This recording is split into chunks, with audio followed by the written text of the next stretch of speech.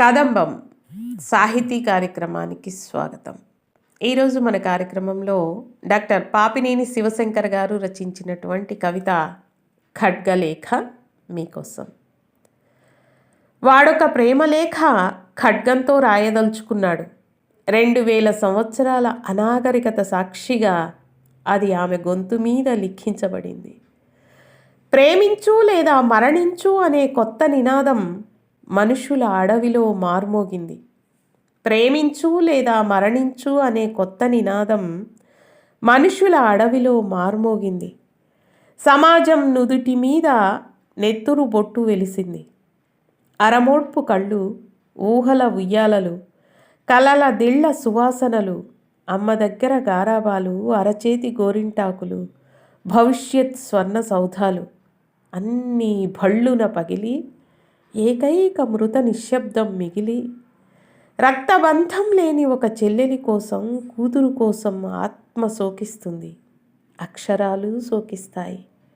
కన్నీరే కవిత్వ బలహీనత. మొగ్గల్లారా వికసించొద్దు, పువ్వుల్లారా రంగులు సువాసనలు చిదిమేసుకోండి.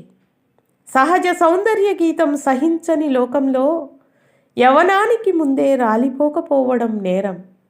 సహజ సౌందర్య గీతం సహించని లోకంలో యవనానికి ముందే రాలిపోకపోవడం నేరం. ఇసుక మేటల మధ్య పచ్చదనాలు బతకవు. తల్లి, నువ్వో చెట్టుగా పుడితే బాగుండేది. చెట్టునెవడూ మోహించడు. నువ్వొక జంతువైతే బాగుండేది. మృగాలకు అత్యాచారం తెలీదు. మనిషి మాత్రమే అందాన్ని వెంటాడి వేధించగలడు, వధించగలడు. అంతా మానవమయమే కదా.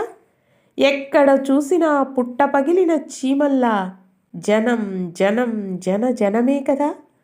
అంతా నిర్భయమే. దీపాలు లేని చోటే పాపాలు చెలరేగుతాయనుకుంటాం కదా. మరి నగరాల్లో ఎడారులు, 10 మందిలో పరాభవాలు, కత్తికి మాత్రమే స్వేచ్ఛా స్వాతంత్రాలు, వేధకి వేదనకి కదలబారని కటికి గుండ్రాళ్ళు, అన్నింటినీ ఉదాసీనంగా ఆమోదించే అశక్తులు, అన్నింటికీ అర్థాలు మార్చే మేధావులు, అంతా వెలుతుర్లో చీకటి. ఏం చేస్తుంది? నవరంధ్రాల్లో సెల్యులాయిడ్ దోపుకున్న సినిమా మాత్రం ఎదిగి ఎదగని మెదళ్లలో వీర్య స్ఖలనాలు తప్ప. ఏం చేస్తుంది? నవరంధ్రాల్లో సెల్యులాయిడ్ దోపుకున్న సినిమా మాత్రం ఎదిగి ఎదగని మెదళ్లలో వీర్య స్ఖలనాలు తప్ప. ఏం చేస్తాయి న్యాయ రక్షక యంత్రాంగాలు మాత్రం?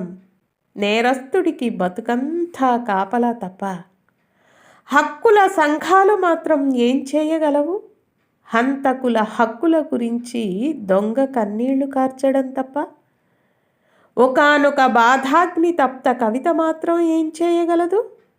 తమోమోహిత జనారణ్యాల్లో చలిత లలిత స్త్రీ రూపాల వెనుక భయభూతాల్ని ఖండించే ఆగ్రహాస్త్రాన్ని అందించడం తప్ప. ఒకానొక బాధాగ్ని తప్త కవిత మాత్రం ఏం చేయగలదు? తమోమోహిత జనారణ్యాల్లో చలిత లలిత స్త్రీ రూపాల వెనుక భయభూతాల్ని ఖండించే ఆగ్రహాస్త్రాన్ని అందించడం తప్ప.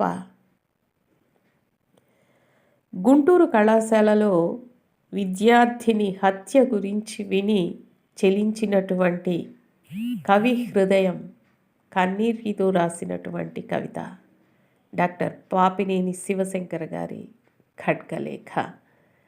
ఈ కవిత మీకు నచ్చినట్లయితే షేర్ చేయండి. అలాగే సబ్స్క్రైబ్ చేయడం మర్చిపోకండి. ఓకే.